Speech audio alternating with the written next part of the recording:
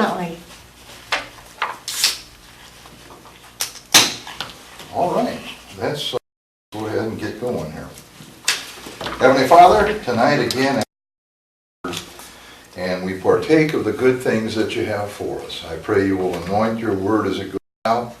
Anoint my lips to speak those things that you'd have said, and anoint this whole evening, anoint our hearts to receive, and we thank you in Jesus' name. Amen. Amen. All right, we're going to pick up tonight.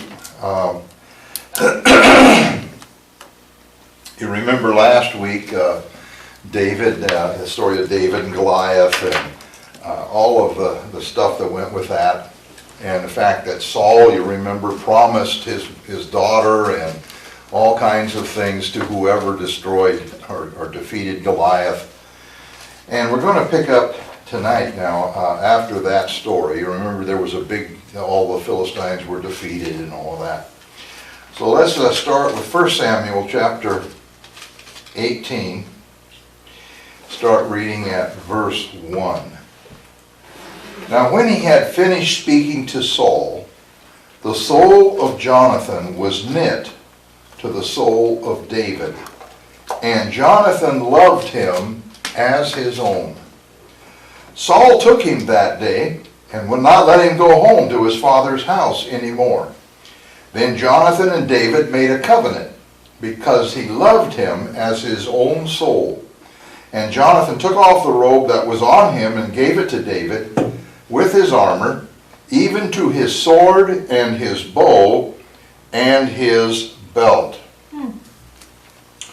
All right, so here we have probably one of the more famous scriptures in the Bible that talk about friendship and how we should feel about each other.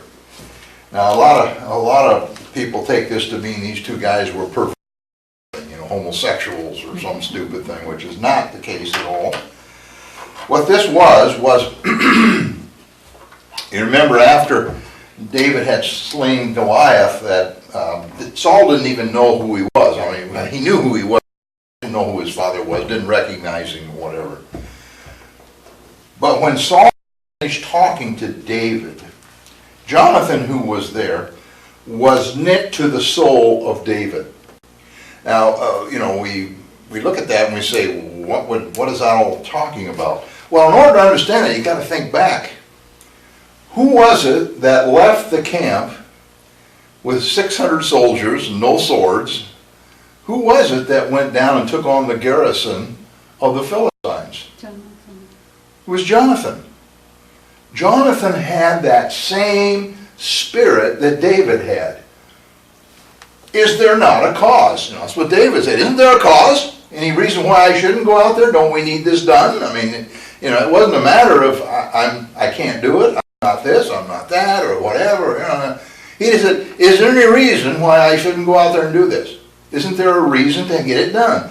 Jonathan could have said, well, there's 20 of those big guys up there, and I'm going to have to climb that cliff, and then I'm going to be wore out, and then I'm going to have to get up, and then I'm going to have to fight these guys, and I don't have a chance, so I'm not going to go back to bed. While his father was sitting under the pomegranate tree. You see, he had that same attitude that said, I'm going to be aggressive. Something needs to be done. I'm going to go do it. It didn't matter what it was. Something needs to be done. I'm going to go do it. David had that same spirit about him. Something needs to be done. I'm going to go do it. So these two young men were about the same age, and they just immediately bonded with each other. I don't know if you've ever been around somebody, you just immediately bond with them. That's my friend, that's it. We're buddies, that's it. Now, I don't bond with people very often, never have. I'm kind of a lone wolf kind of person. With my personality, most people don't like me, or they may like me, they tolerate me. Even my kids tolerate me, that's okay. But once in a while, I have over my lifetime found somebody that I immediately bonded with. And it's something about it, it's just, you like that person, and that person likes you, and you just automatically, you just hang together. You know, you go to do something, pick up the phone. Hey, I'm going out. You want to go? Let's go fishing. Let's go get a bite to eat. Let's go do something. And you just bond. Well, that's what this was all about.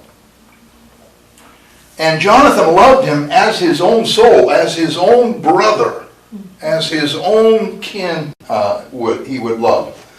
Now Saul, we can kind of assume here, based on the previous scripture, that Saul recognized this relationship between Jonathan and David, as well as the fact that David was the deliverer of Israel at that point.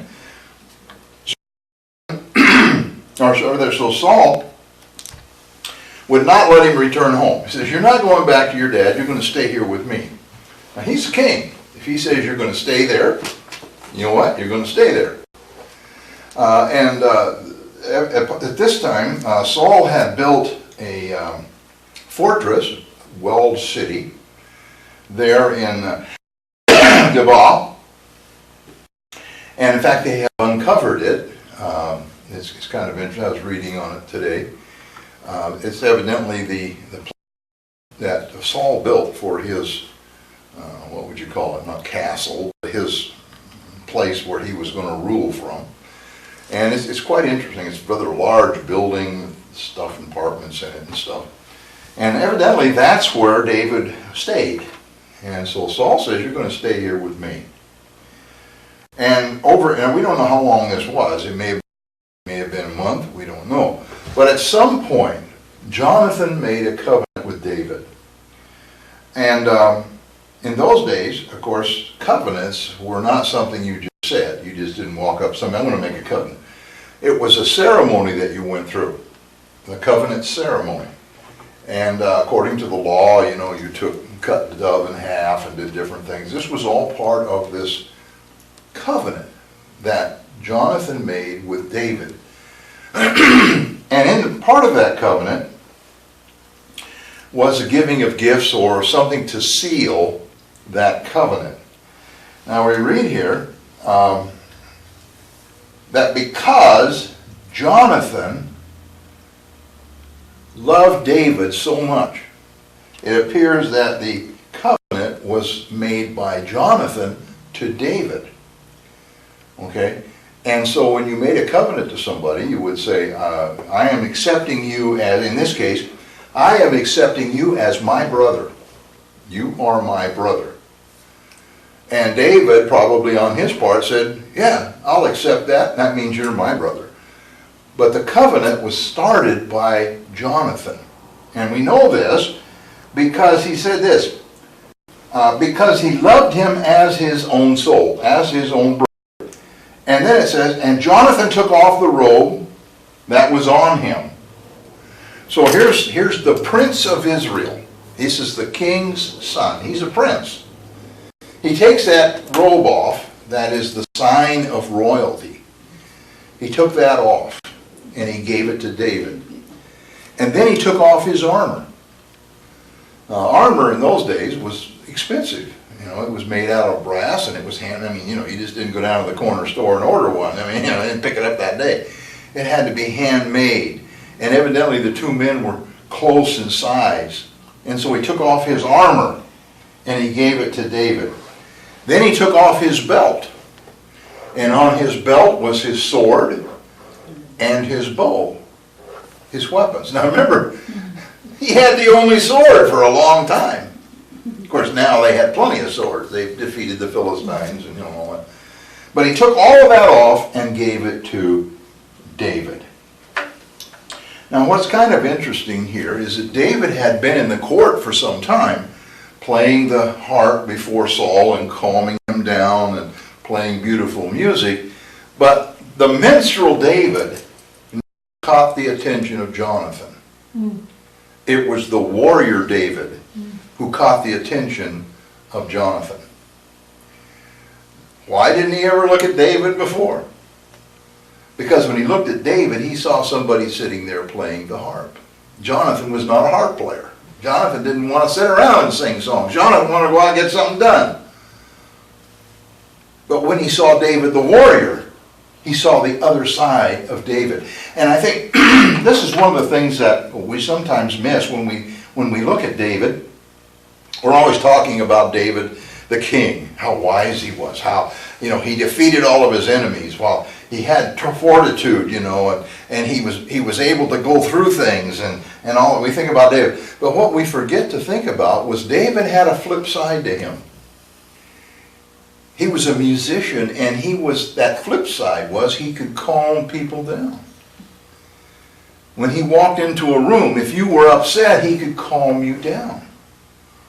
And what does the Bible say about Christians? It says we're to be humble as sheep, just unassuming, and yet be fierce as a lion when it comes to fighting for the gospel and for our families and those things. We need to have two sides to us. I know I've run into some people, they've got a lot of zeal for God, yes sir, and they carry that right over into in all aspects of their life. Well, we want to have that zeal, but we want to have the wisdom to know how to control that. When you walk into a room, you don't want to walk in there and, "Hi everybody, I'm a Christian. Anybody want to get saved?" And honestly, I've seen people do that. We get into it at CMA sometimes with people. We'll have some people come, or we'll be around some people, and that's kind of their attitude. They walk down, "Hey, anybody want to get saved? Right over here. Come over here. I'll talk to you." Well, really, we'd be far better off if we'd walk down the street and say, "Hey, you got a problem? Come over with you about it." Not, "You need to get saved," but if you have a problem, I have the answer. Jesus is the answer. He can calm your problems. He can take care of things. When we approach that way, we have far better success than if we go charging out there with a Bible in one hand, and a club in the other. Say, "Now, like I told you, I had one of my uncles by marriage. His brother was that way. When he got saved, he went down on Hollywood Street, down in Hollywood there, Sunset Boulevard in Hollywood, and he and grab somebody and say, "You want to get saved, or you want me to knock your block off? Now you got your choice." He was a big guy, and that's the way he thought he should do it. Just go out and force people to get saved.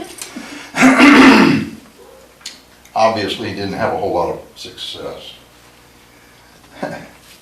All right, so Jonathan made this covenant. Now he took off his robe, which was a sign of his royalty, and he gave it to David, which was saying, "You're now my brother, you are therefore royalty." All right? He took off his armor. The protection of the king is now the protection of you. He gave him his sword, his bow, and his belt. That means, you're now conscripted into the army of Saul. Maybe not officially, but that was his.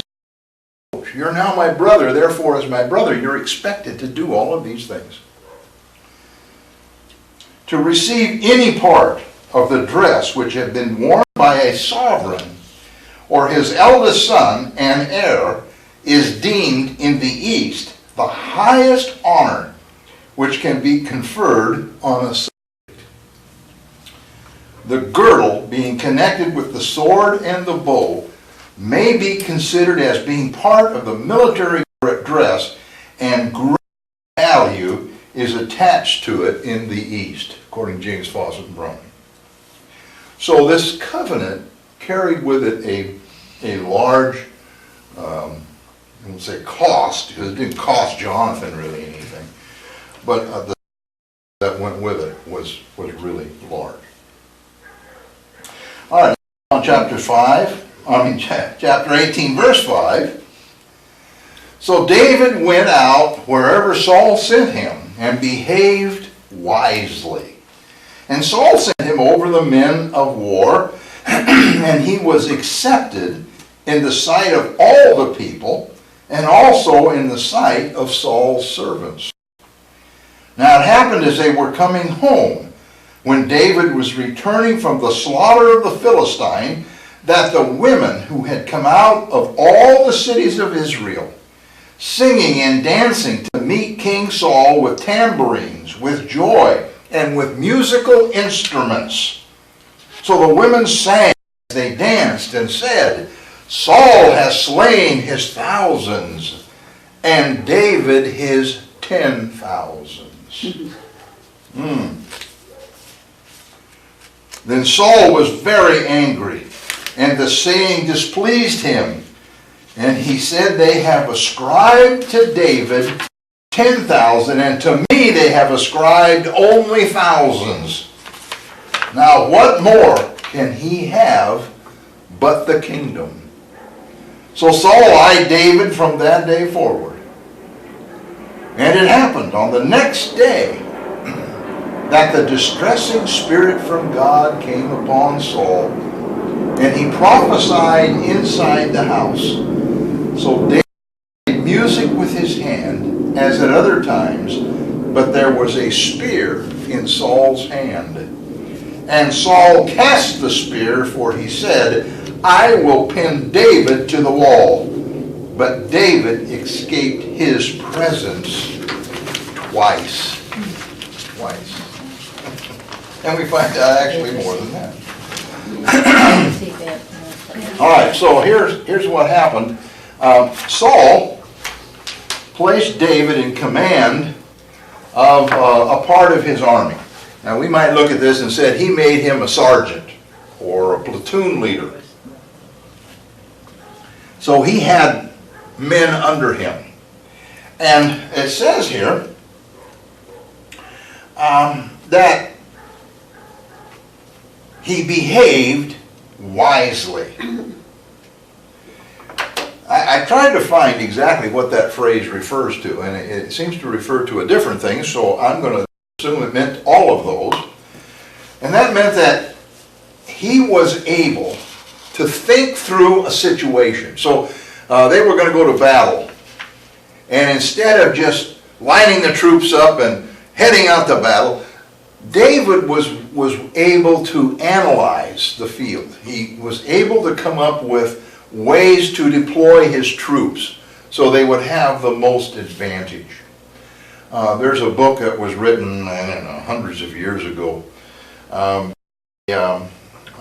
general in China, and it's actually the book that a lot of business strategies are based on, and it's called The Art of War.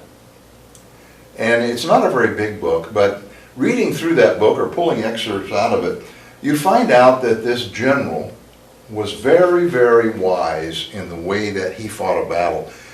He didn't just go out to fight a battle. He wanted to know all about his enemy. He wanted to know where the escape routes were. And he had, in his mind, he could picture what was driving this army. And he said sometimes if you can get the better victory if you don't fight at all. Makes sense. And anyway, when you think about war and the art of war, the thing that makes armies, well, two things bring victory. One of them is you just flat overwhelm, and that would be Sennacherib when he brought hundreds of thousands of Syrians and they just ran over everything. I mean, there was nothing left. It was like a bunch of locusts, and they went right through them. And the other way is to outfox your enemy. And you think about Gideon. I realize he did what God told him to do, but when you think about it, they didn't have to do any fighting. They just broke. Enemy destroyed themselves. It was a method of getting on their in their mind, and they thought, oh, we're being invaded, the best thing to do is kill each other. Kinds of crazy things. But being able to put together a battle plan, how are you going to win, was far more important than just. And we're in a battle. We're in a battle, and the battle is going against us, frankly. I mean, right now, you look at the world, our battle's going against us. We're losing, at least here. What's funny is we're gaining, we're winning in Iran, Iraq, Afghanistan. The church is growing at a tremendous rate in those countries. It's amazing. The statistics are just overwhelming in what God is doing. We're actually winning more Muslims than they are.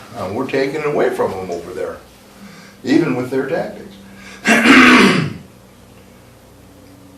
But otherwise, especially here in the United States, we're losing. And part of the problem is, one, we don't do anything, or two, when we do, we want to go charging out into the world and just, pull out the gospel sword and come on, let's get on it. When sometimes it's better to lay out a little plan, what you want to do. What's your strategy? How can you best win? How can we best win this community? First, we want to win this community. If we don't want to win this community, there's no sense going out and doing anything. We can sit here and enjoy our little services and go home. If we want to battle, if we have the attitude of David and Jonathan that want to be aggressive, we want to win, then we need to put together some strategies. We need to put together how exactly do we want to win, and what would be the best way of doing that. David had the wisdom to understand how to do that. Not only did he have the wisdom for that, but he understood how to win the confidence of his troops. Now, if somebody walks in and tells me, hey, you're going to these troops out here, and I walk out there and I have a big meeting and say, okay, here's the way it is. I'm the new sheriff in town. You're going to do things my way. Chances are slim that anybody's going to want to be following me. But if I have the attitude that says, together we're going to win this thing. Together we're going to go out and do something. I've got a plan, and we're all going to get together, and we're going to work together. And you start talking in those kinds of terms, and people will follow you. On the job, it's the same thing. One of the big problems in management and getting companies to understand things is, don't promote somebody to management unless he has the ability to manage. Just because he's a great programmer or a good engineer, or maybe he does a great job sweeping the floor, doesn't mean he has the good manager. And that's a lot of that is how you treat people. How do you work with people? And God wants us to be good managers. That doesn't mean that we're necessarily in leadership positions in the church, although that's something we need, is good leadership. But it means we know how to approach people. We know how to lead those people. Whether it's leading them as a leader over them or it's leading them to Christ, doesn't matter, it's leading. We have to know how to have that attitude, that personality, that approach that people want to follow us wherever we go. David had that. Not only that, but he also had that wisdom to gain the confidence of the people. Now, to me, this is interesting. Because, when you're over soldiers, they don't have much choice. They got to follow you anyway. And it's easy for them to follow you as you can. You talk about putting the strategies together and wisdom, how you battle, that's all fits in. But what about those people that aren't even with you? You're just passing by, going on their way to battle or coming back from battle. How do you win the confidence of those people? You can be a great commander and you can just slaughter everybody in front of you and never win the confidence of the people. Saul was a great conqueror in some respects, but he didn't win the people. And this is what was bothering Saul. All right. So because of this, because of his wisdom, his demeanor, his attitude, and above all the place that the people held David in, Saul eyed him. That means he kept an eye on him. And so he determined to keep an eye on David, because David was his threat. David, from that day forward, became a threat to Saul. All right. Now, we don't know what battle this was that prompted this response from the people. Some people said it was David killing Goliath, but the problem with that was David didn't lead any major campaigns. How could he kill tens of thousands of Philistines? That didn't make sense. So evidently this was another major battle, or maybe 2 or 3 battles down the line. At some point, the people began to praise David and his accomplishments more than Saul's. And that created a problem. You know, that was not good. It says here that when David passed by, and evidently, by the way, Saul was there too. You remember back, made Saul king. Why did they make him king? They wanted him to fight. They wanted Saul up in front, leading the battle. So Saul probably went to these battles. And so when they came back, you had a procession, and you had the king, you had the princes, which would be Jonathan, and then you had your generals, and then you had your sergeants, or you know, your lieutenants, or whatever, and the armies were divided up, and they would march down the road headed home. Well, it was a tradition. All the townspeople along the way would come out, and they would dance, and they would play music, and they'd march along with the soldiers. It's kind of like World War II. You know, you see the movies when, you know, the film clips where the armies, the Allied armies would free a town in France or someplace, and all of them would come out with flowers, and they were dancing in the streets, you know, and they were, well, that was kind of what this was.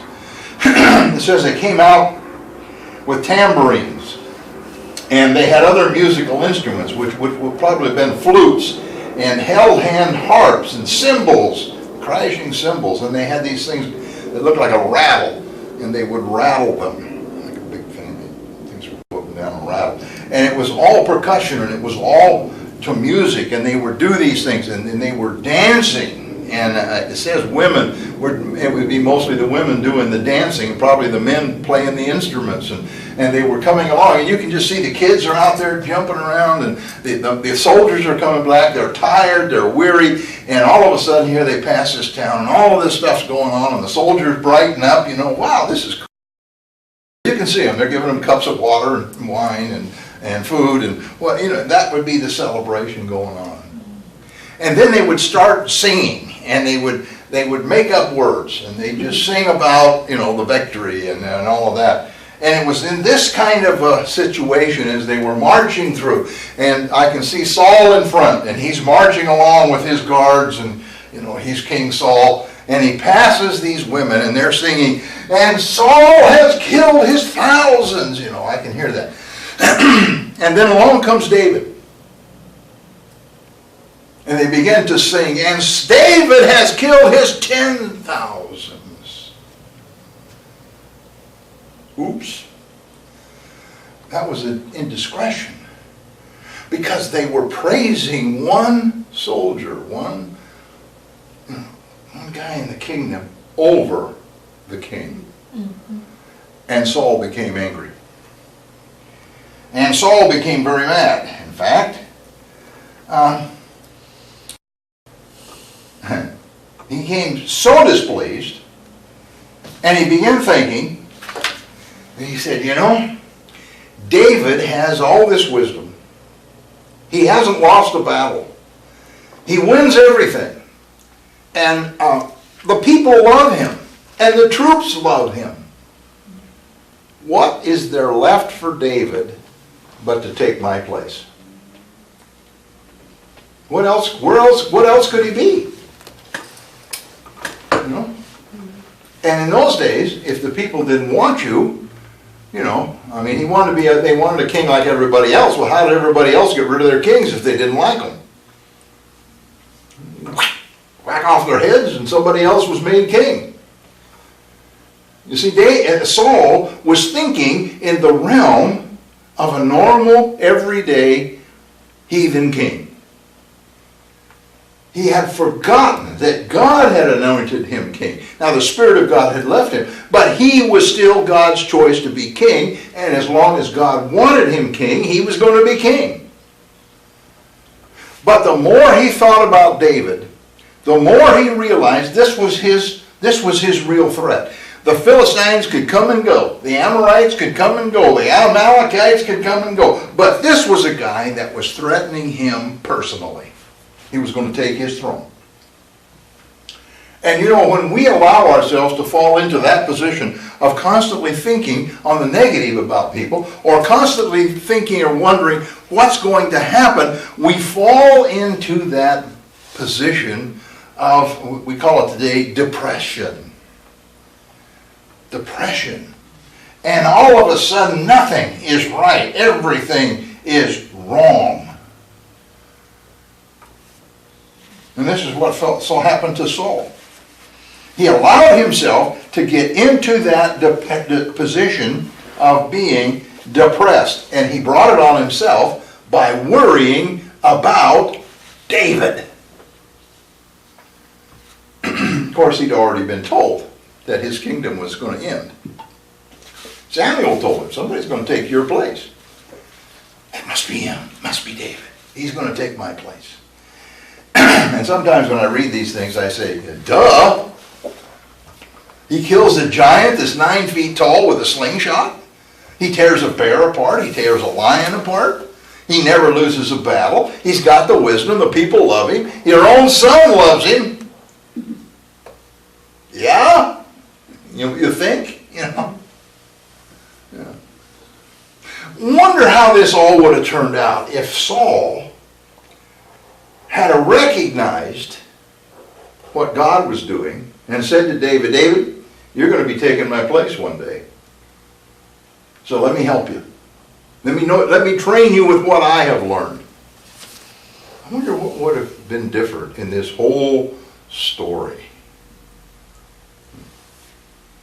But of course, he didn't.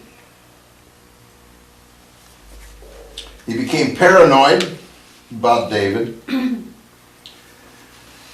All right. So he decided to keep an eye on David. Now, it wasn't because David had committed anything or did anything wrong. It was contrary. It was because he did everything right. Everything right.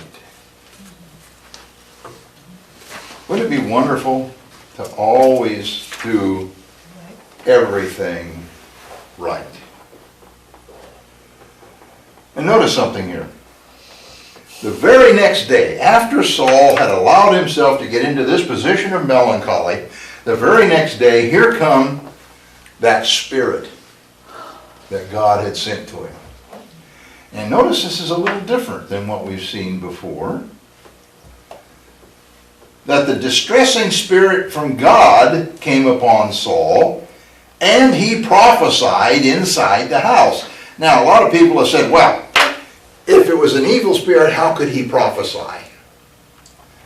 You know, and they get this kind of a smug look. You know, they're usually the ones who don't believe in spirits and whatever. Well, it's very simple. You got to understand the word prophesy.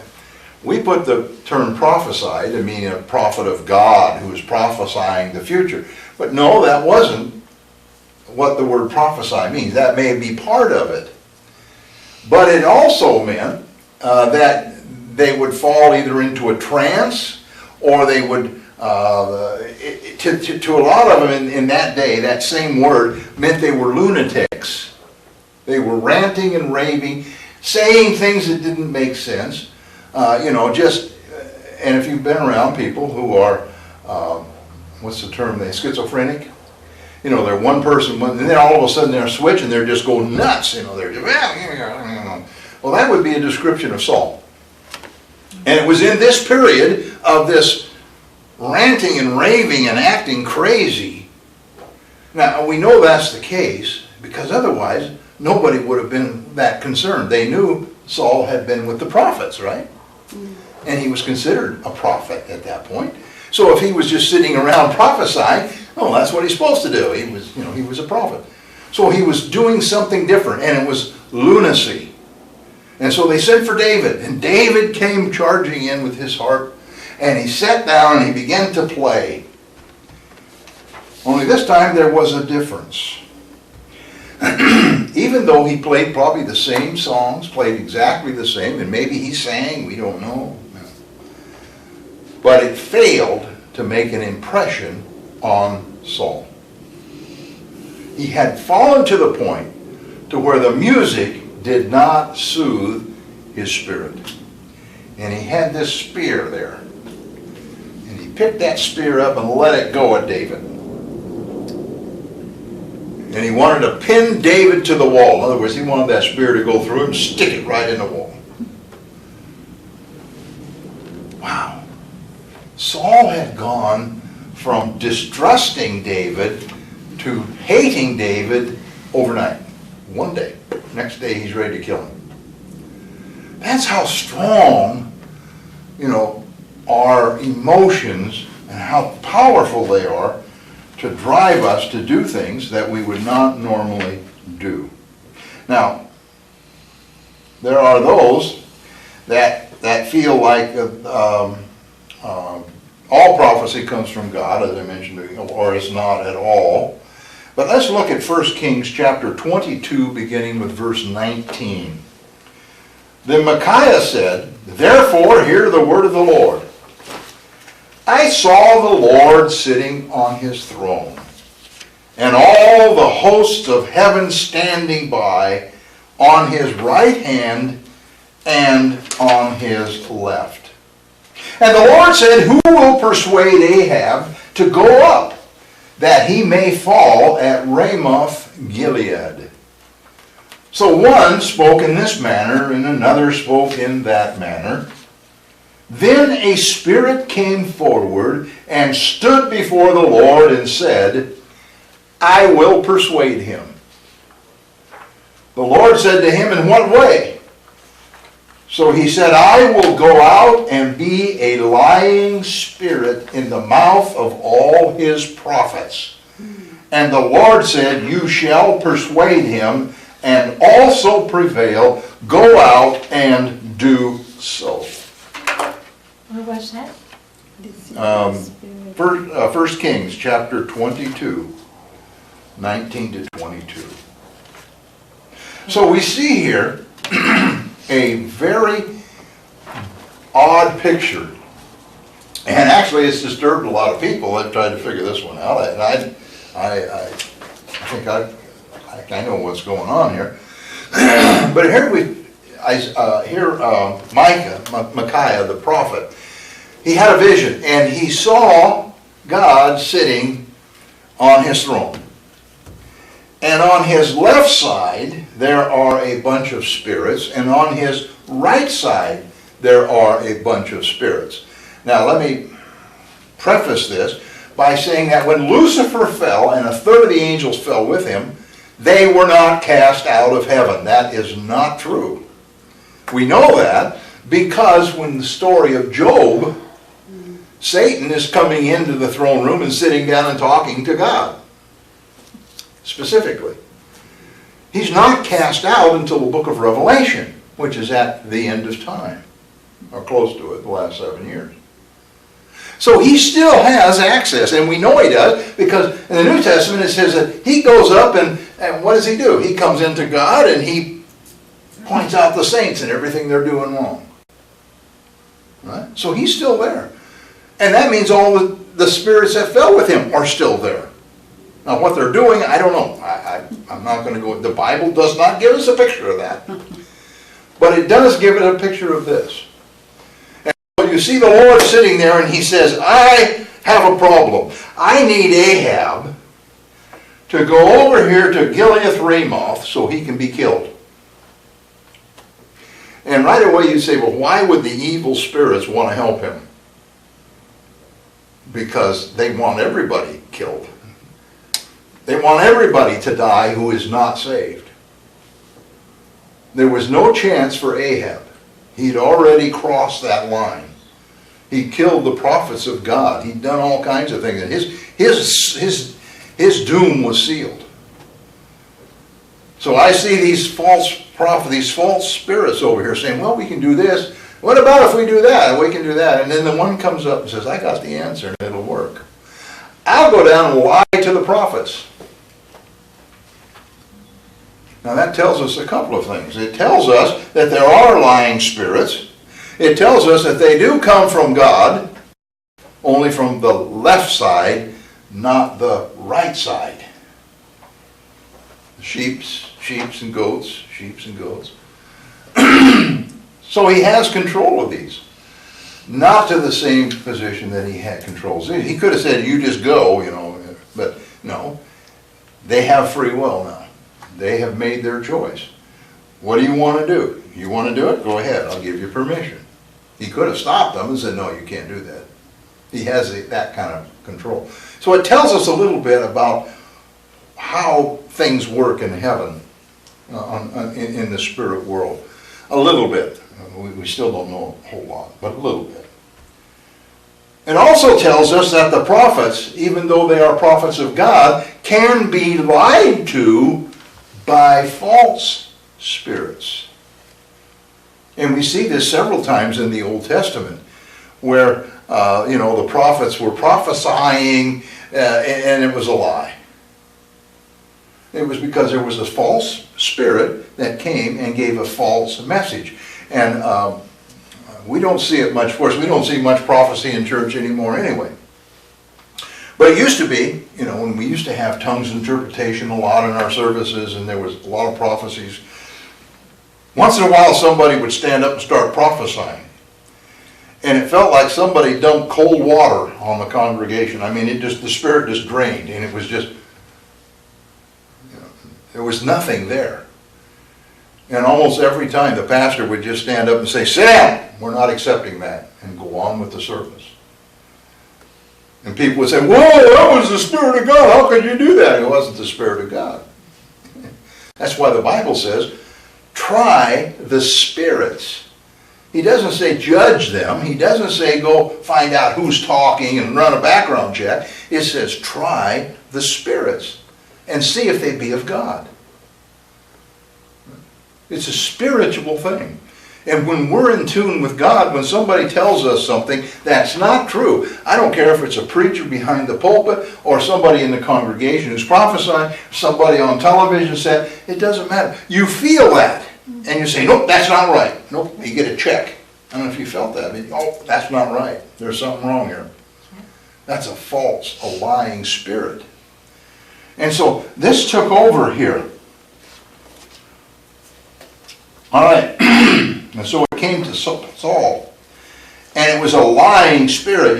In Acts chapter 16 tells us about the woman who followed Paul around saying, oh, these are from the Lord, and they're showing you the way of salvation, and you think that's great, having somebody make that announcement. No, it was an evil spirit, and Paul turned around and cast it out.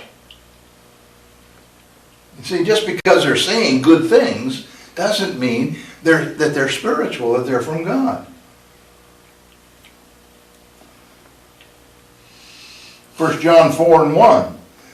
John said this, beloved, do not believe every spirit, but test the spirits, whether they are of God, because many false prophets have gone out into the world. By this you know the Spirit of God. Every spirit that confesses that Jesus Christ is come in the flesh is of God. And every spirit that does not confess that Jesus Christ has come in the flesh is not of God. And this is the spirit of Antichrist, which you have heard was coming and is now already in the world. Now, let me make one thing clear, and one thing you really need to hone in on this.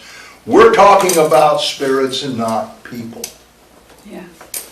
One of the things that goes around, I haven't heard it for a while, you want to know if somebody's a Christian, then you ask them, did Jesus Christ come in the flesh? It has nothing to do with people. We're talking about spirits. And in particular, in this case, John is talking about prophets, false prophets. That's what this is about. Right? He says, test the spirits where they have many false prophets have come out of the world. This is not a test of salvation. I've known people go out and they say, well, do you believe Jesus Christ is Lord? Oh, you're saved. Well, I got news for you. He knows that. He confesses that. And he trembles. Even the demons knew who Jesus was. So that's nothing. But it's the prophet. It's the prophet and the stuff he's saying. Test the spirits and see if they be of God. All right. So the rage of Saul turned into absolute unreasonableness. Now Saul was afraid of David because the Lord was with him, but had departed from Saul. Therefore Saul removed him from his presence and made him his captain over 1,000, and he went out and came in before the people. And David behaved wisely in all his ways, and the Lord was with him. Therefore, when Saul saw that he behaved very wisely, he was afraid of him. But all Israel and Judah loved David because he went out and came in before them.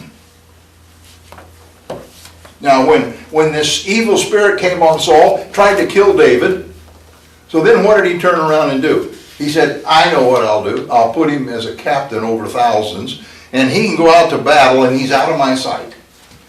He's going to be out there with the soldiers fighting in camps and stuff, and he's going to be away from the people, and the people will forget about him.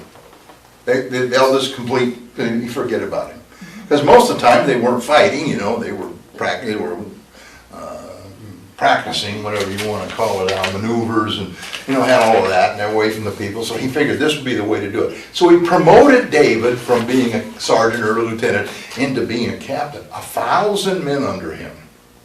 But notice what the scripture says. All right? He removed him from his presence, made him a captain, and he went out and came in before the people. Saul, through this whole section, doesn't understand that everything he's doing is making David more appealing to the people.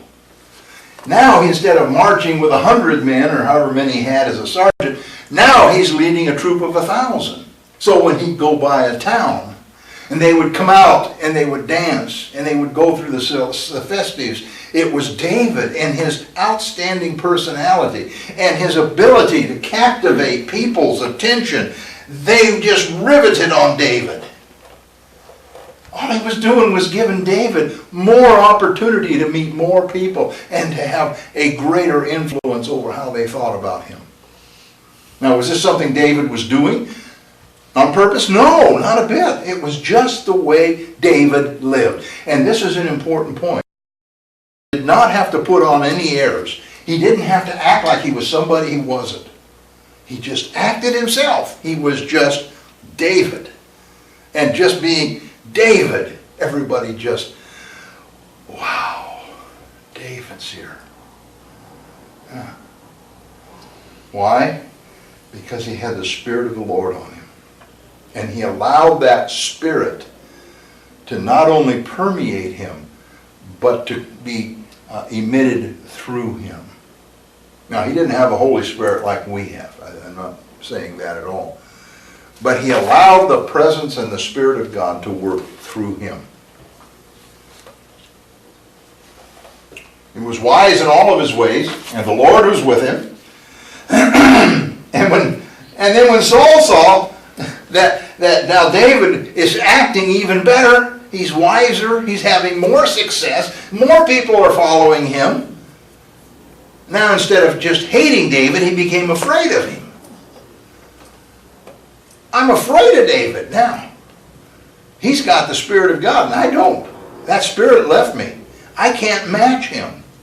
I might be able to outwit a Philistine king. I might be able to beat an Amalekite warrior because I'm on their level and I'm smart and I can probably outthink them in battle. But I can't outdo David because he has the Spirit of God on him.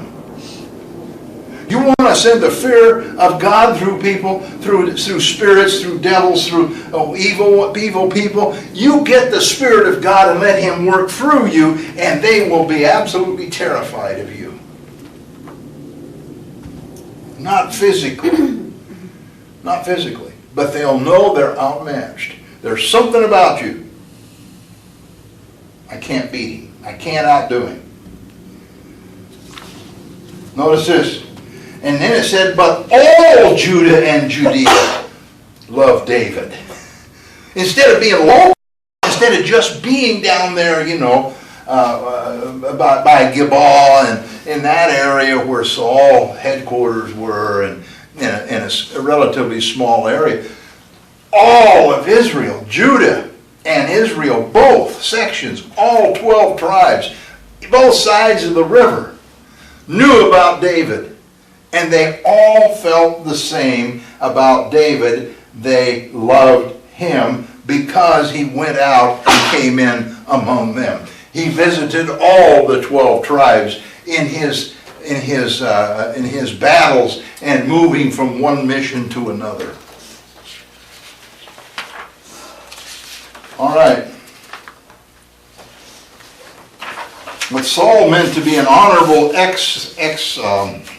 exile, taking him out and putting him in charge, turned out to be far different than he anticipated.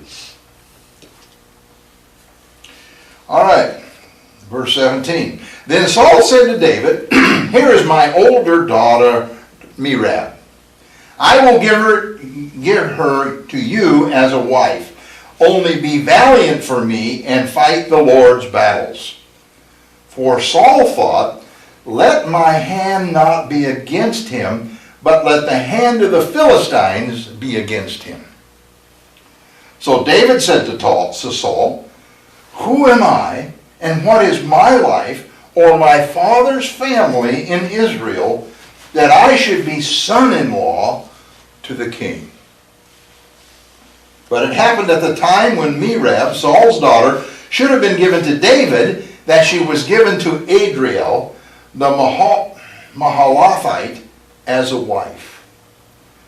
Now Michal, Saul's daughter, loved David.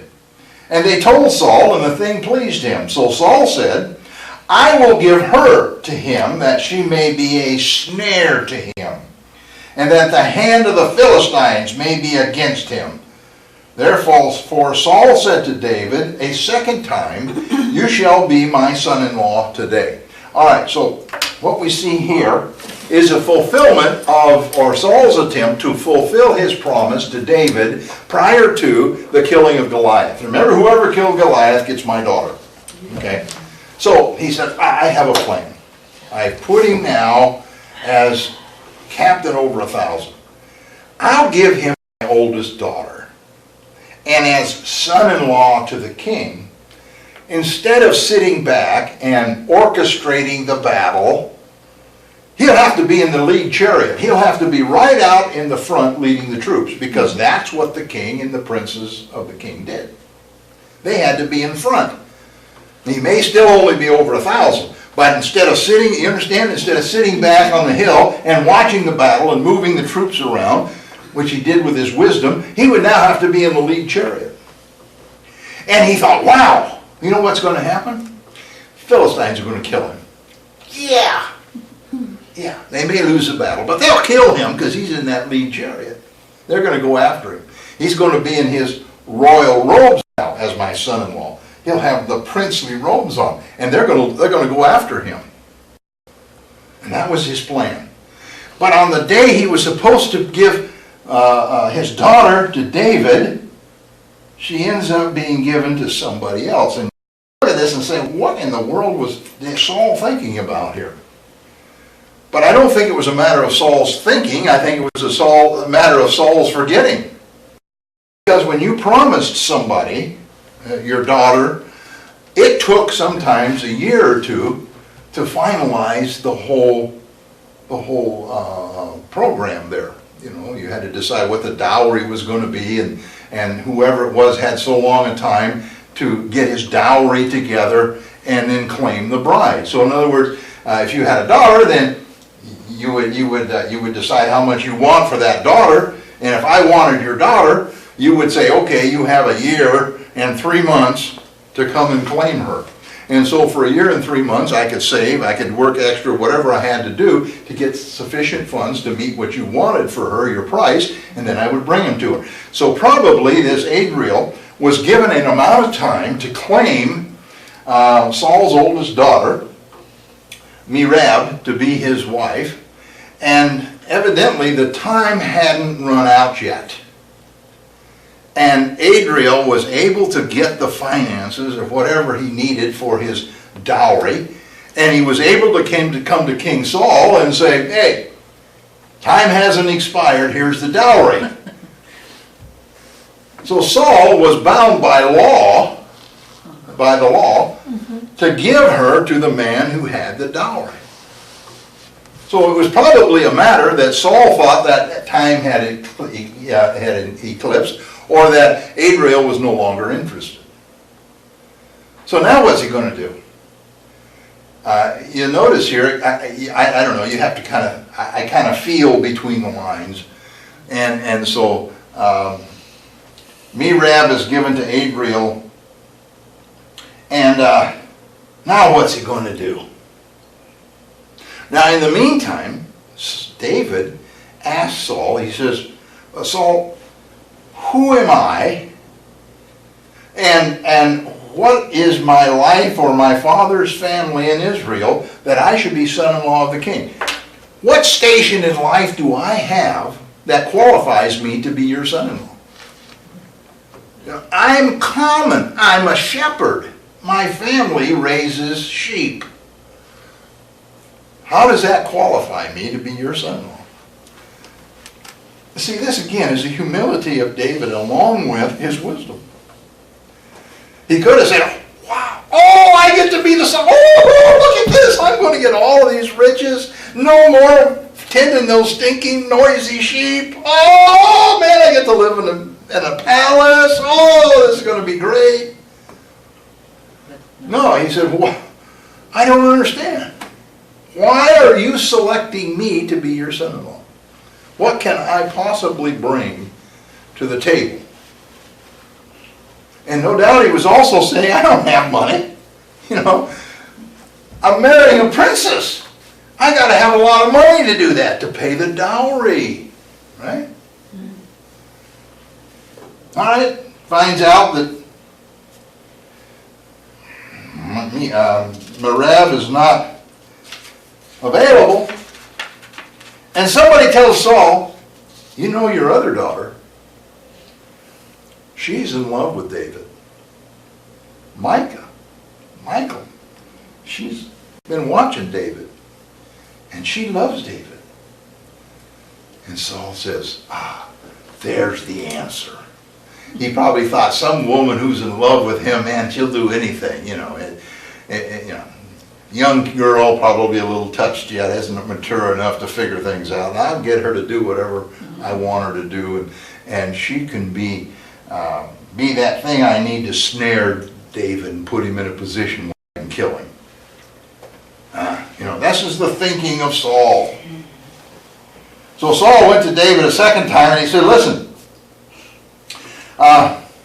you're going to be my son-in-law today. What? Today. Yeah. You mean you want me to marry her today? Yeah.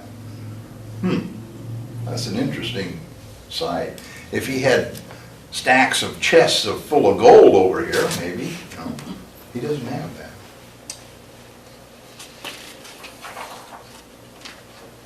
So what does he do? Saul was very irrational to suppose that this was just, or to not suppose. He was irrational to think that David wouldn't figure out what was going on, and that this was another trick of Saul. David was much smarter than Saul. And so evidently he turned him down. Verse 22, and Saul commanded his servants, communicate with David secretly and say, look, the king has delight in you, and all his servants love you. Now therefore become the king's son-in-law. So Saul's servants spoke those words in the hearing of David, and David said, does it seem to you a light thing to be a king's son-in-law, seeing I am a poor and lightly esteemed man? And the servants of Saul told him, saying, in this manner David spoke. Then Saul said, thus you shall say to David, the king does not desire any dowry, but 100 foreskins of the Philistines to take vengeance on the king's enemies. But Saul thought to make David fall by the hand of the Philistines. So when his servants told David these words, it pleased David well to become the king's son-in-law. Now the days had not expired. Therefore David arose and went, he and his men, and killed 200 men of the Philistines. And David brought their foreskins and gave them in full count to the king, that he might become the king's son-in-law. Then Saul gave him Michal, his daughter, as wife. All right, so Saul sends some servants to privately talk to David, and you got to get the gist of the conversation. David probably said, "Yeah, it's probably just another trick. It's just no, he really wants you, and the people love you," and so and they talk him into it. And Saul says, "I don't want a dowry. I don't want a lot of money. I want 100 foreskins from the Philistines. In other words, you go kill them and cut off their foreskins." Now, these must have been people in the court that were close to David. They could have been friends of David, people that admired David, who talked to him. And David, had already said he couldn't afford it, but when he found out that all Saul wanted him to do was what he was already doing. He was already killing thousands, so what's another 100? That's what makes this kind of interesting. Why did he limit it to 100? It was easy. It would have been easy for David to kill 100 Philistines. Take his men out there and kill them. I mean, they were killing thousands, right? So why only 100? Because Saul wanted to make it as easy as he could. He wanted David to be his son-in-law, because then he'd have to be in the lead chariot, and then he could get killed, and then he could back off and say, "I am now no longer afraid. All of my problems have been solved."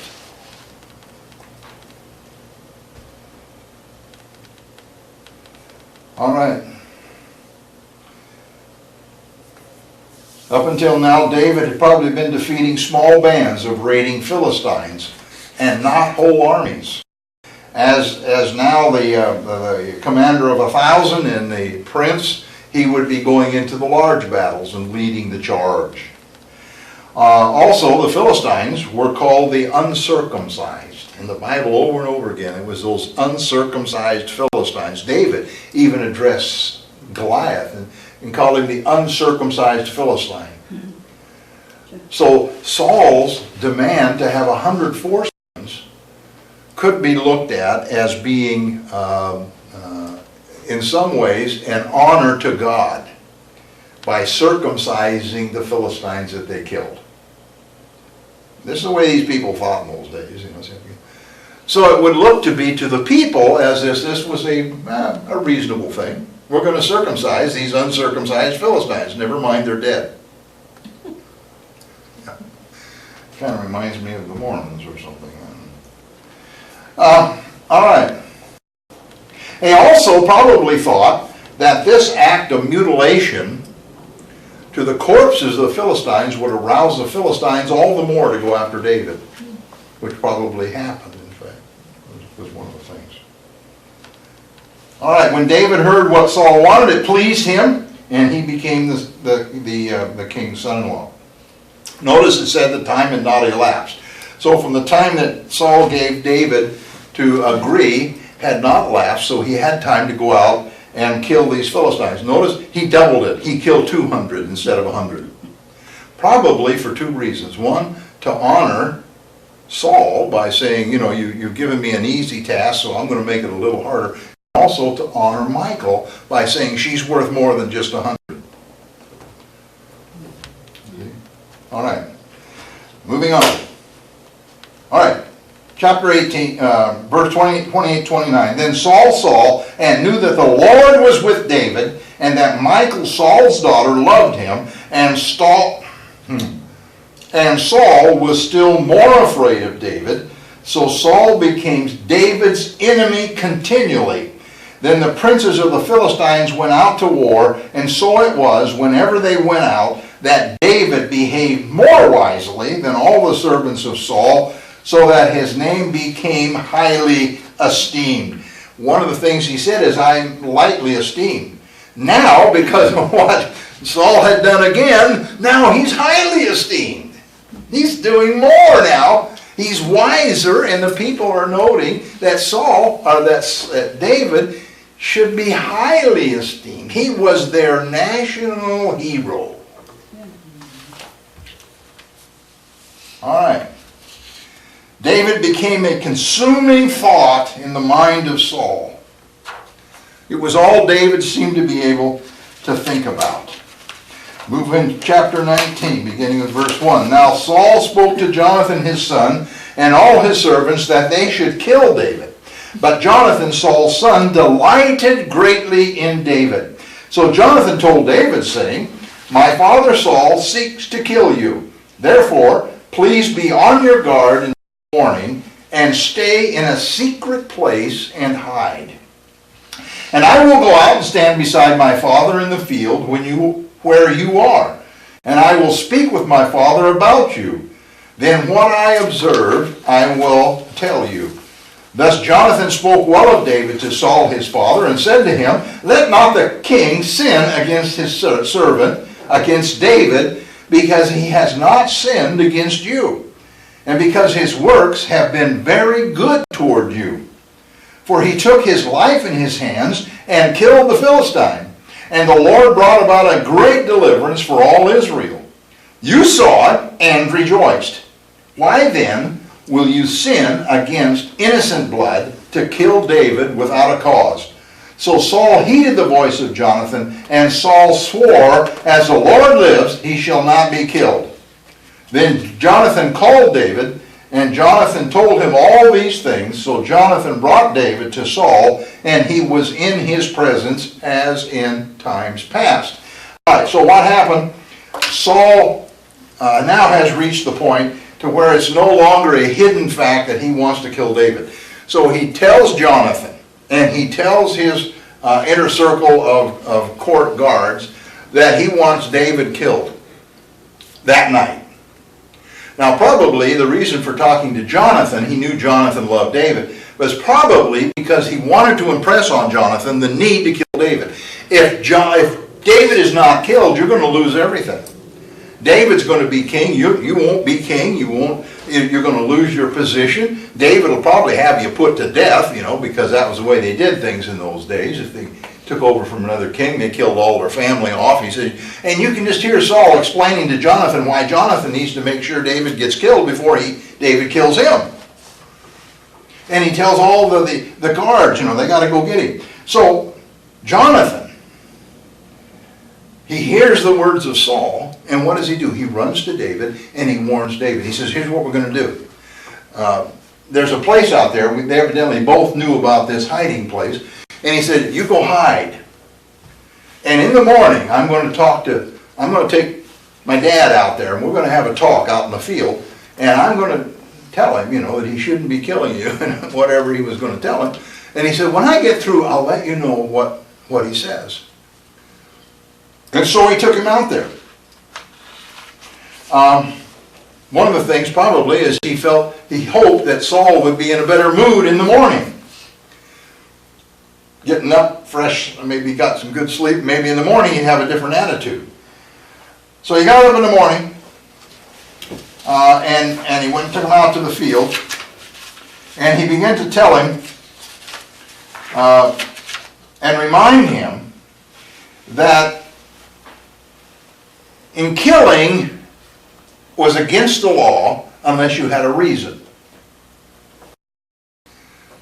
How can you sin and kill a man for no reason? David hasn't done anything against you. He hasn't sinned against you. In fact, he's done good by you. You were there when he killed the giant. You were cheering right along with everybody else. And then I think he probably intimated, and he said, you kill David, you're killing a national hero. You really want to do that? You really want to do that for no reason? You haven't laid any, and I'm going to extrapolate this, you haven't laid any plans to make it look like David was doing something wrong. You know, you could have framed David for something. And we see that in the scripture several times where this has happened. You could have done something like that to justify killing him. But you can't just go out and kill him. You're going to be in trouble with God, and you'll be in trouble with the people. And probably Saul understood, and so he said, okay, fine. So he made a vow. He said, as the Lord lives, he shall not be killed. Well, that didn't last long. But Jonathan went and got David out of the hiding place, told him what Saul said, brought him in before David, and David was accepted back into the palace as he had been before, in the same position. Now this was not, in fact, a genuine repentance on the part of Saul. Rather, it was a matter of common sense. And we have to be careful sometimes when we talk to people that we don't convince them to be Christians just because it's common sense. There has to be real repentance. It just doesn't, just because it's a good idea. Come to church, you know, and that's where we get people who come to church and they've never repented. They're doing the same things they've always done. Repentance, correction. All right, verse 8. And there was war again. Oh boy, here comes the Philistines. And David went out and fought with the Philistines and struck them with a mighty blow, and they fled from him. Now the distressing spirit from the Lord came upon Saul as he sat in his house with him in his hand, and David was playing music with his hand. Then Saul sought to pin David to the wall with a spear, but he slipped away from Saul's presence, and he drove the spear into the wall. So David fled and escaped that night. Saul also sent messengers to David's house to watch him and to kill him in the morning. And Michal, David's wife, told him, if you do not save your life tonight, tomorrow you will be killed. So Michal let David down through a window, and he went and fled and escaped. And Michal took an image, laid it in the bed, put a cover of goat's hair over his head, and covered it with clothes. And when Saul sent messengers to take David, she said, he's sick. Then Saul sent the messengers back to see David, saying, bring him up to me in the bed, that I may kill him. And when the messengers had come in, there was the image in the bed, with a cover of goat's hair for his head. Then Saul said to Michal, why have you deceived me like this, and sent my enemy away, so that he has escaped? And Michal answered Saul, he said to me, let me go. Why should I kill you? All right. So again, the Philistines came to battle. This time, David didn't just defeat him. It says it was a mighty defeat. And they had. So this had to have been a battle that was really a big battle. And David just flat overran the Philistines and sent them all fleeing back to Philistia and the different places they came from. And when he came back, of course, this just added to his esteem amongst the people. And now they really were excited about David, you know. And here the Spirit comes on Saul again. So he calls for David. And David's playing his harp, and Saul has his spear, and up comes the spear, and again he's determined to pin David to the wall with it. Only this time he threw it so hard that it penetrated the wall of the palace. Now these were brass spearheads. Brass is not very strong. And yet it penetrated through the adobe brick wall of the palace. Wow. Saul was really mad. He threw it that hard. And David escaped and went home. And probably this is what he'd done on other times. You know, he throws the spear and David takes off and he waits for dead Saul to cool down, and then he'll come back and play some more. But this time Saul sends his soldiers to David's house, and he said, I want you to stay outside the house, I want you to watch the house all night long, and in the morning when David come out, kill him. Now this brings up some interesting things. Number one, Saul had now lost all sense of caution, and he openly tried to kill David. He openly tried to have his men kill David. He set up a plan and said, don't kill him in the house, wait till he comes out. His plan probably, or might have been, that his men would kill him and somebody would think it was robbers or something. It wouldn't be pinned to him. If he went in the house, that would be different. People would know. Also, it was Michal's house, and that was his daughter, and so he probably wanted to spare her, because she'd already told him that David had threatened her, if she didn't help him. And so now he's, no, that comes up later, I'm sorry. No, that's right. Losing track of where I'm at. So he was probably had some fear for his daughter. And also it would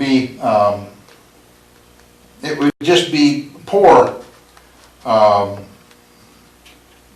what do we say, poor form to kill somebody in their own house at night. I mean, this was just something you didn't do in those days. They didn't battle at night, they didn't do anything at night, it was all done in the daytime. So Saul was probably thinking along those terms. So, Michal found out. Now, how she found out, we don't know. Probably some spies. She maybe had spies in the court, or somebody who loved David and was a friend of David's told her. Anyway, she told David, you got to get up and you got to get out of here because they'll kill you in the morning. Now, houses in those days didn't have back doors. And you were up on the second level where you slept, and so the guards wouldn't be surrounding the house, they'd be watching the front door. So what she did is she took probably some goat hair blankets or something and let David down out of a window out the back of the house, and he escaped. She probably fixed him a lunch, took care of stuff with him so he'd have something to eat. And then she went and got an image. Now what this image was, it was called a teraphim. That was, it could have been several things, but it could have been an image that they worshipped in those days. It was called the house image. And usually women had these, and this is what they worshipped, this was their little idol. It could have been that, or, since this is David, it also could have been a statue. He's not out in a tent. He is in the palace area. So his home was probably very nice. And, we've been to Israel, and they had statues and different things that they decorated their houses with. These were not idols. They were just, of course, a Roman period, you had the Caesar statues and somebody else. So, I don't know, maybe they had one of Moses. Who knows? Something, maybe King Saul's statue there. But it was some kind of an image. And she took this and she put it in the bed. Now the bed, of course, was just those big pillows that they ate on. We've talked about that. They'd get on one elbow and they would eat. Well, then at night, they just pull those pillows back and lay down on the pillow and go to sleep. So she put the image on the pillow. She got some goat hair. Now goat hair over there is very long. And in fact, they shear the goats like they do the sheep. Only instead of being wool, it's hair. And they would take that hair and they would weave goat hair blankets. And that's what they used to cover up with because it was very warm. So she took some of this goat hair and she put it on the top of the face and the head of the image so it looked like David's hair, all messed up over his face. And she covered him all up and made it look like David was sleeping. And so in the morning when David didn't come out, they knocked on the door and said, "Where's David?" "He's sick." And they probably looked in and there's David laying there, And so they went and told Saul, he's sick. Saul said, "I want him here so I can kill him.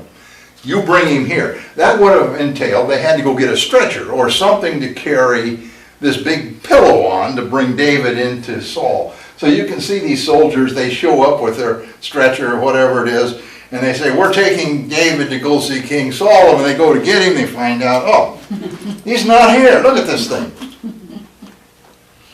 What happened? Where'd he go?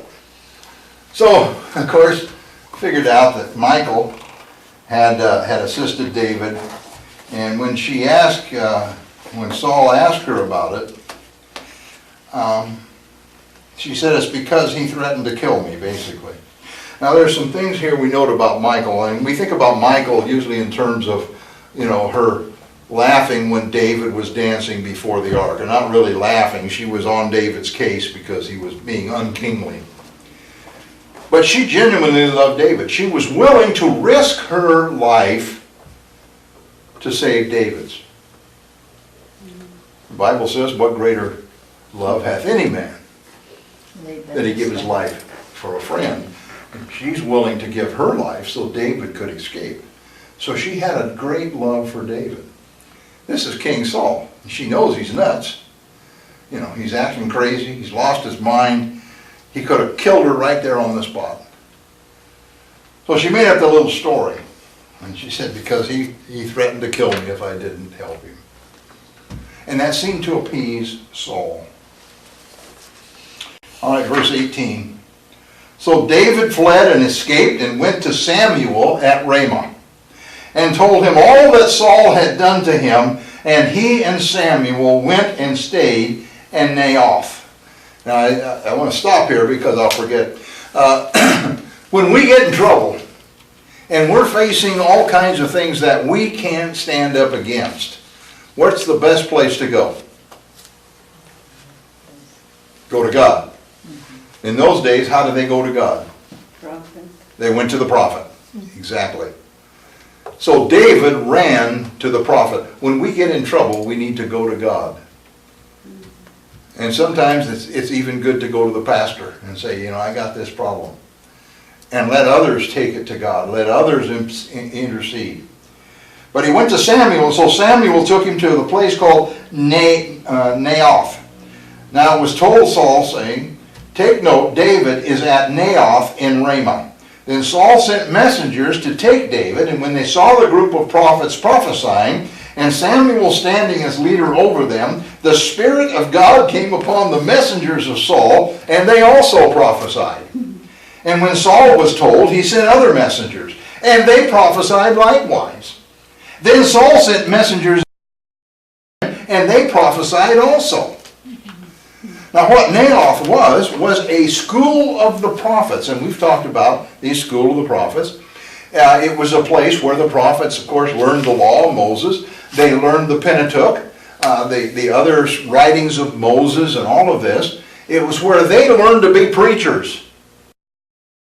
We don't think about prophets as preachers. They're preachers. That's what they were in those days. They brought the word of the Lord. They didn't have the Bible, but they had Moses' writings and things that would expound on those, and they would bring the Word of God.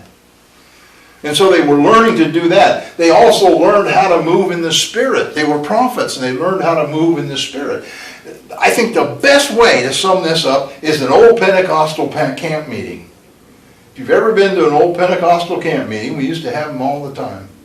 And every year we had camp meeting, and it was we used to have it in California. It was literally sawdust floors, and the sides of the building came up, and we had poles to hold these sides, big garage door sides deals up, and it was full of wooden benches and people sitting all over. And somebody was leading songs, and people were shouting and dancing, and the Spirit of God was in there. And then somebody would get up and preach, and man, the camp meeting preachers, in those days, they knew how to preach. They were the preachers, we used to call them. Man, they could bring a sermon fantastic and just present it in such a way. I can still hear some of those preachers, and I still remember sermons. When I was a kid, but I can remember them because they were so powerful and filled with the Spirit and power of God. That's what was going on here. I can see old Samuel standing up there. Maybe he had a pulpit of some kind, and he's preaching, and the Spirit of God is moving, and they're playing their instruments. Remember we saw the prophets coming down at Geba, remember, from the school of the prophets there, and they what happened when Saul came by. They're prophecies. He prophesied with them, yeah. He got right into it, so it was the same thing. And they were playing their instruments and they're singing and exhorting, and it was probably a fantastic thing. And here come these guards, and they walk up the hill and they look at this thing. Oh my goodness. And all of a sudden, power of God hit them, boom! And they started prophesying. Now that doesn't mean they get up and tell them the future. They started singing, power of God hit them, and maybe they danced around a bit, you know. And all of a sudden, they're just in the middle of this. And it seems like, from the way this is written, that's where they stayed. And so Saul sent another group out. And they got up there, and the same thing happened again. And so he sent a third group. And they got up there, and bang! They're all they look. Maybe they had a chance to look over. Hey, look, there's Jim and Joe, and look at what they're doing. Woo! And they took off. You know? That's what happened. That's what the pastor's been talking about. When we get the power of God, it overpowers everything.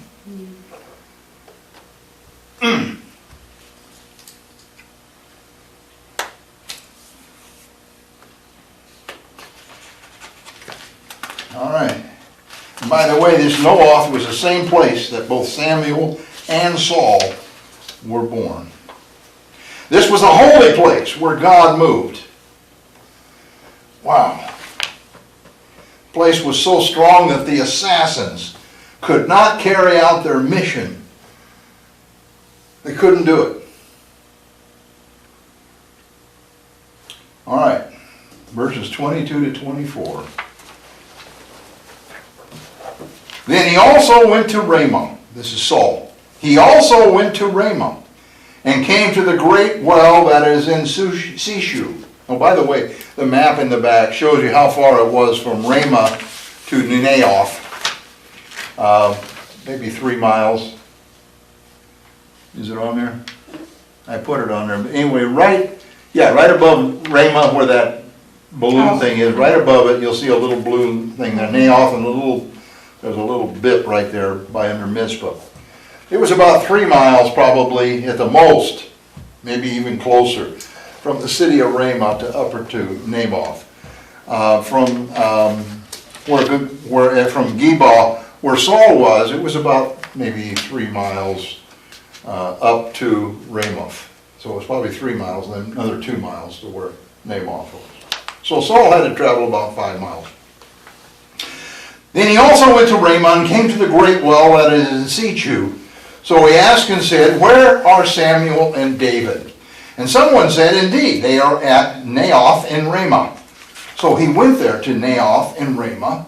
Then the Spirit of God was upon him also, and he went on and prophesied until he came to Naioth in Ramah.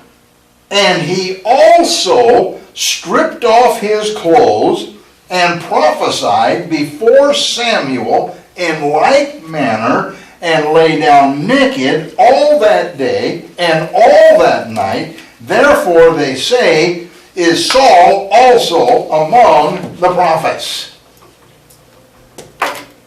So here came Saul. He was going to do what his guards and his assassins couldn't do. He was going to go up there and he was going to kill David.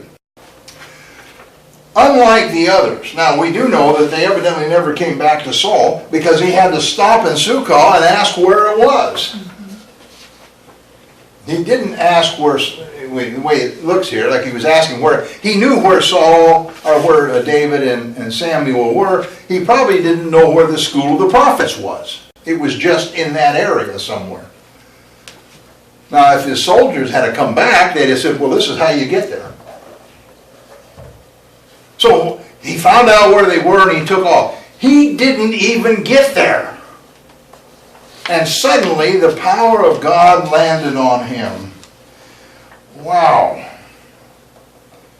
Some have said this was that evil spirit. No, it says specifically, the Spirit of God was upon him also, just like everybody else. He began to sing. he began to dance going up the road, and I can see him saying, I'm going to kill David. Oh, God, you're great. Oh, I'm going to kill David. Oh! He must have had a real battle with himself and the power of God. It says when he got to where it was, he stripped off his clothes. Now this didn't mean he went completely off. He threw off his kingly robes. He threw off his armor. He threw off his weapons. He threw out his outer coat, and all he had was the long shirt that they wore in those days. And he began to prophesy and sing, and I can see Samuel standing there. Now, some people can say Samuel may have gotten surprised by this. I don't see Samuel surprised. I see my grandfather. I've told you he was Iranian, and he had this olive skin and these dark black eyes. And I know when he looked at you, sometimes he would just look right through you. You felt like you were being x-rayed, especially if you'd done something wrong. And I can see Samuel standing there, just looking at Saul. What was going through his mind? But I don't think he was surprised. He was a prophet. God talked to him. But I think if anything, there was a sadness. In his eyes, there was something that said, Saul, if only you had have followed me. If only you would have followed the Word of God, none of this would have happened. You see, I think Samuel still had that feeling for Saul. And there was that mourning. And I can see him just standing there watching Saul. As Saul falls on the ground, the term here is he fell to the ground. And in a trance all day and all night. Wow. That's the power of God. And these people were not endued with the power like we are. It wasn't the Holy Ghost that lived in them. It just settled on them from time to time. Wow, wouldn't it be something to have this kind of power all the time?